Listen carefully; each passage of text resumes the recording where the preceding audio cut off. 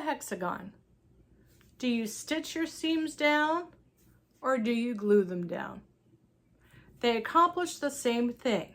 It creates a nice turned edge exactly where you want the seam to be so that these Y seams match up perfectly. So the question is, am I really saving time with a glue stick as opposed to hand stitching the seam down? That's the question.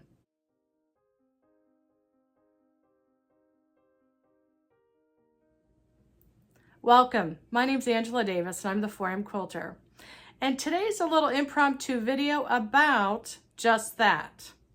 I timed how long it took to hand stitch the seam down on the paper and how long it took to glue down the seam on the paper. And stick to the end because I have a vintage magazine I want to show you that I just got yesterday. Okay, I used my stopwatch. Hand sewing took me 3 minutes and 57 seconds. Now, what I did was I did have my needle threaded and knotted so that when I turned the timer on, I was able to start stitching, okay? And I timed it from the time I started stitching until I clipped the thread at the end. 3 minutes and 57 seconds to stitch down 6 sides. Glue stick. I started the timer and then I took the cap off the glue and I put the glue in the middle to stick the paper down, and then I proceeded to glue each side down. After I got the last side down and put the cap back on the glue stick, it took 2 minutes and 8 seconds. So I saved 1 minute and 49 seconds, okay? Now, that doesn't seem like a lot, but my flower is going to have 2 full rounds and then my path. That means I'm going to have my center, my first round, and my second round. So there's 1 plus 6 is 7, plus 12, okay? So that's 19. 19 flowers in 1 rosette. So with that being said, I have a total of 19 hexagons per flower, not including the path.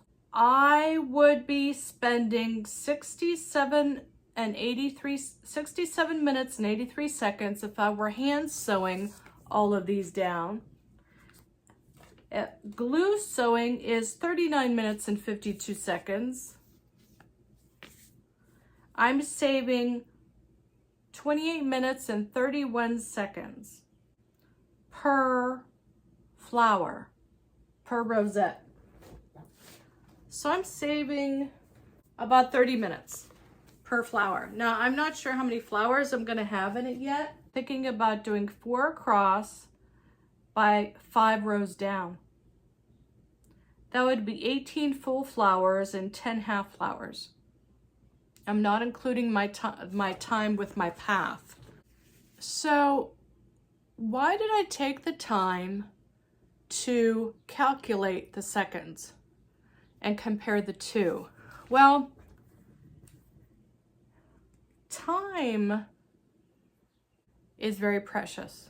And while I enjoyed doing the hand stitching on this, which surprised me, because in the past, I've been wanting to do this quilt for a very long time, and I talked about that in the previous video.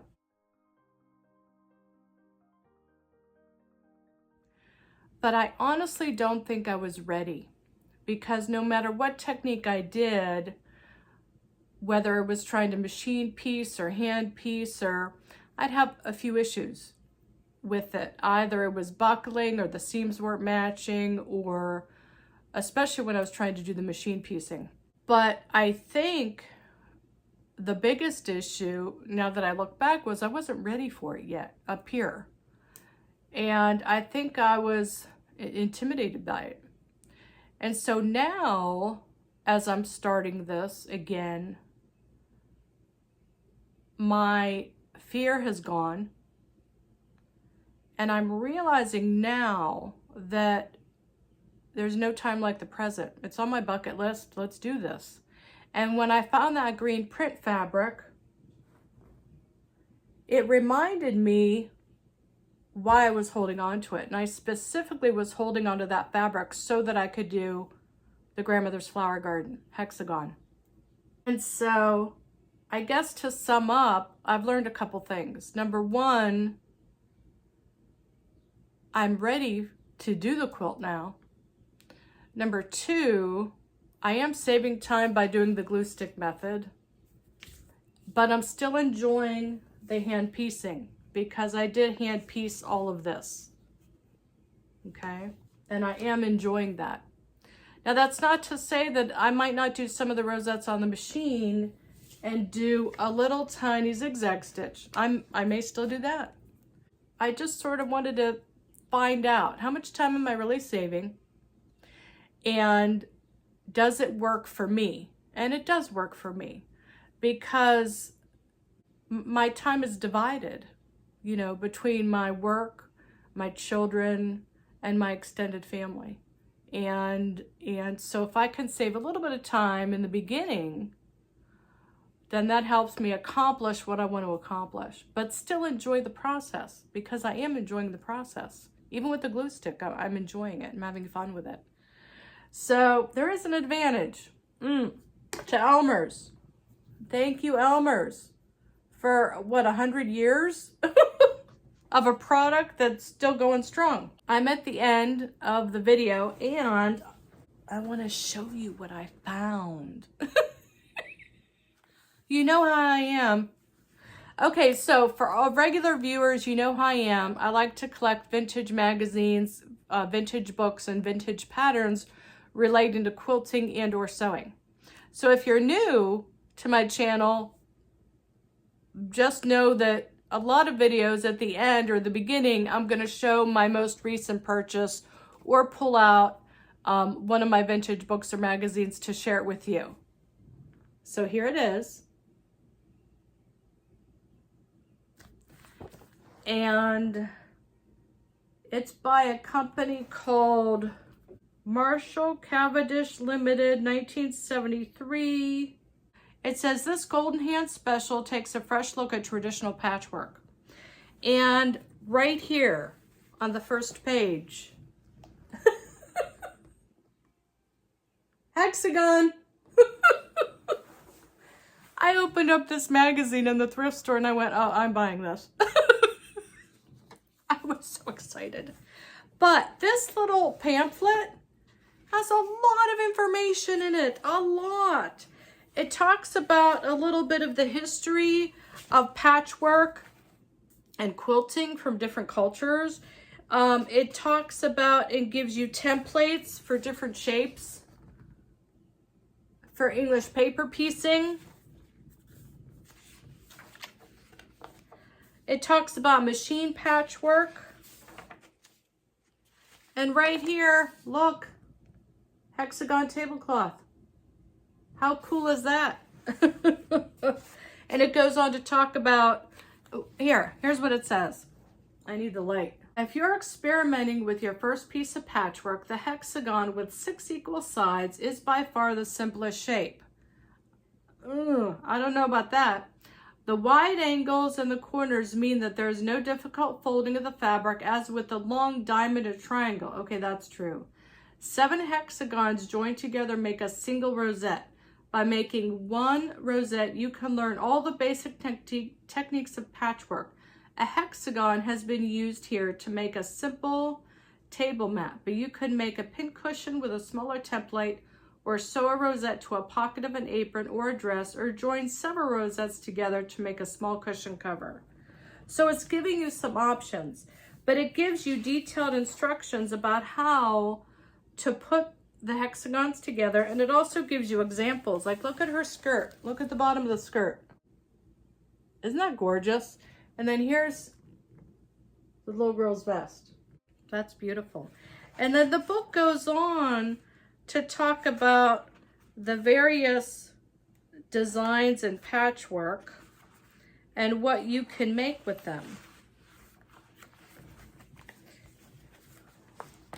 So here, right here, we call that a granny square patchwork. There's Trip Around the World. And then this one down here is a brick pattern. And then this one is a 4-patch. So beautiful, beautiful patchwork quilts. And then it goes on to give you more patterns. And then after this section, it gives you information about color theory and how that affects your design. So this little book has a lot of information in it. It also gives you more examples of different design elements. Look at that. Look at that. A lot of little information in here. And then it gives you, there's one in here that I really liked. It's a jacket, but it's a kimono style. Oh, here we go. They're calling it a happy coat. It's really a kimono style, and it gives you the pattern, and it tells you how to enlarge it. And as a bonus, in the back, the original owner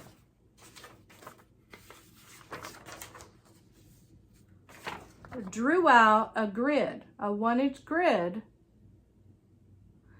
They must have made this pattern, and whoever had it has some notes on the back. I love it when I find stuff like that in magazines. So somebody must have made that pattern. It's a kimono style. I would love to make that pattern. I'll have to put that on my bucket list because, you know, we don't have, I don't already have a lot on my bucket list.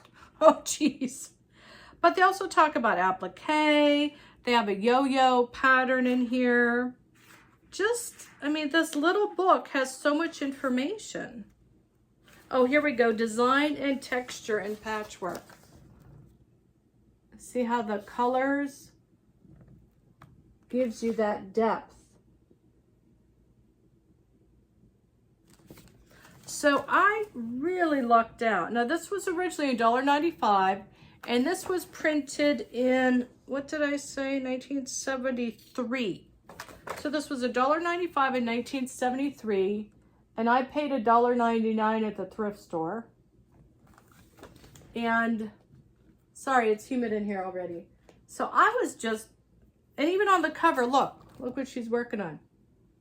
Hexagon.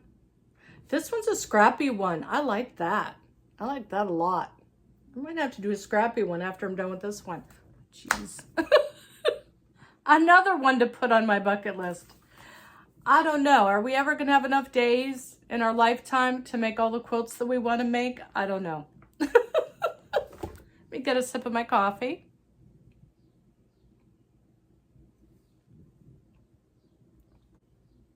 Like I said, I'm not sure how big I'm going to create this quilt. I think I am going to do 4 full rosettes across and 5 down with the half rosettes along the outer edge to complete it. Right now I'm having a lot of fun with these hexagons. And, you know, as I said before, when I tried doing this in the past, off and on, every year, 2 years, I would sit down and try to do some hexagons. And I would try a machine method. I would try, you know, a different technique. I'd try zigzag. I'd try, you know, stitching by hand, and I get frustrated with how much time it took and so on and so forth. And I think now, mentally, I'm just ready for it. I'm ready to do this quilt. And I have no regrets. I mean, I do wish I would have started it a couple years ago, but maybe even then, a couple years ago, I wasn't ready to do it. Do you have something on your bucket list that you've now started that you're really ready for, but maybe 2 years ago or 10 years ago, you weren't ready for it yet, but it's always been on the back of your mind? I'd like to hear from you. I'm just very happy that I'm starting it. And to recap some of my other projects and what I have coming, I plan on doing a follow-up on my grandmother's basket. I started a playlist for that. I have been working on that slowly. I do have a single arch chain that I'm going to do a video on. During one of my videos, one of my viewers commented about how pretty that quilt was hanging up in the background.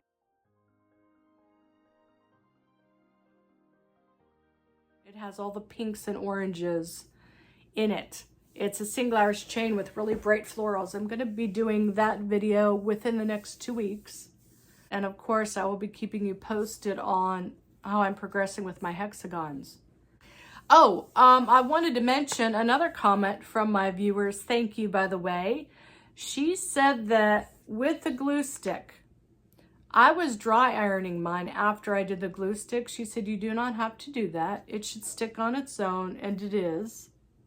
And she said, after I get the whole top together and I'm ready to take all the papers out, she said if I mist it down lightly with water, the papers will release quicker. So thank you to my viewer who gave me that information. I appreciate it very much. And to my viewer who commented about the single arch chain hanging up on the wall, the bright florals with the orange and pink, that's coming soon, probably within the next 2 weeks. So look for it. Thank you so much for joining me for this impromptu video. Did you enjoy the vintage magazine, 1972? No? Yes? Give it a thumbs up and a like. When you do that, by the way, what happens is it helps the algorithm on YouTube promote the video so that other viewers will find it to enjoy it, okay? It's all about the enjoyment. It's all about the process. So give it a thumbs up so that other viewers will find it so they can enjoy the video too. By the way, I keep a sheet on the couch in the summertime. It helps keep things cool rather than having my skin against the fabric of the couch. My sister gave me that tip. It's Saturday, so I'm going to be taking the sheet off and washing it and then putting it right back on again. So hey, listen, thanks so much for tuning in. Thanks so much. Did you enjoy the magazine? You know what to do. My name is Angela Davis, and I'm the 4am Quilter. And remember, why sleep when you can sew?